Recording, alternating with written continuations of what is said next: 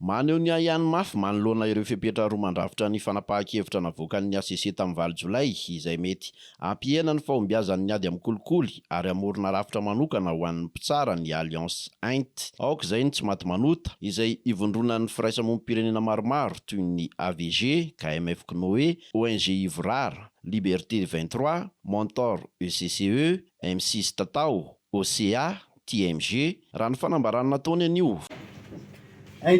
Aoka izay ny tsy maty manota fanambarana fanavaozana ny sady amin'ny mpitsara misy fepetra manimba ny ady amin'ny tsy fanasazena sy ny kolikoly.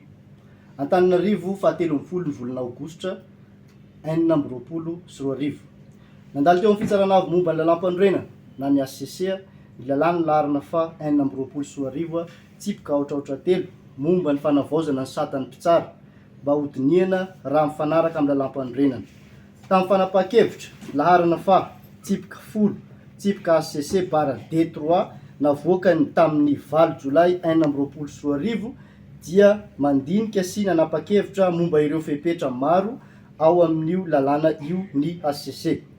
Maneho ny ahiahiny mafy nefa ny Alliance Int aoka izay tsy maty manota manoloana ireo fepetra roa amin'io lalàna io izay mety hampihena ny fahombiazan'ny ady amin'ny kolikoly ary hamorona rafitra manokana ho an'ny mpitsara. Voakasika izany ny momba ny fandroahana ireo mpitsara voaheloka noho ny kolikoly izay tsy nakatoavin'ny ACC na dia foto-kevitra fototra arovany lalam-panorenana aza ny fampanjakana ny aro-tena dia efa nomena tanteraka izany zo izany tao anivon'ny fitsarana heloka bevava izay niafara tamin'ny fanameloana raikitra. Nanamafy ny teo anivon'ny Int fa ny fanameloana raikitra noho ny kolikoly dia tsy mifanaraka amin'ny andraikitra maha-mpitsara. Voakasika izany ihany koa ny fanamaivana ny fitondran'ny mpiadiana ho an'ny mpitsara izay neken'ny ACC. Fitsipika manokana mifanipaka amin'ny lalàna mifehiny rehetra io ary miteraka ihany momba ny fampanjakana ny fitoviana eo anatrehan'ny lalàna.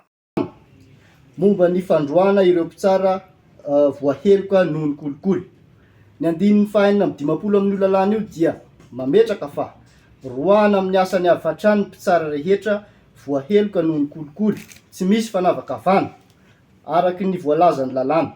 Tsy nakataon'ny ACC nefa izany fandroana avy hatrany izany satria araky ny filazany dia fepetra manala ny fahefan'ny filan-kevitra ambony momba ny mpitsara na ny CSM hanapa-kevitra momba ny sazy izany fepetra izany sady mety hanakana ilay mpitsara tsy aro-tena.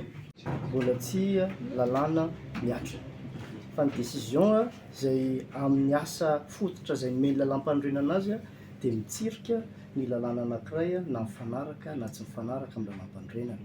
Mazava be fa nanana fomba fijery ny ACC izay fahefana feno ananany tsy mifanaraka amin'ny lalam-panorenana izay no niresahana. Izay ny sosokevitra noentin'ny Alliance hoe miantso ny mpanao lalàna satria rehefa tsy mifanaraka amin'ny lalam-panorenana ny lalàna iray dia mazava be fa tokony hisy nouvelle délibération na nouvelle rédaction an'ilay lalàna izany. Miantso izahay ny mpanao lalàna ny hampiditra an'ilay sosokevitra teo hoe sorato ao anatin'io lalàna io fa ny magistrat anankiray izay condamné amina kolikoly dia tokony misaisir obligatoire ny CSM ilay jugement izay avoakan'ny fitsarana mahefan'izany ady amin'ny kolikoly izany handroaka avy hatrany an'io CSM io.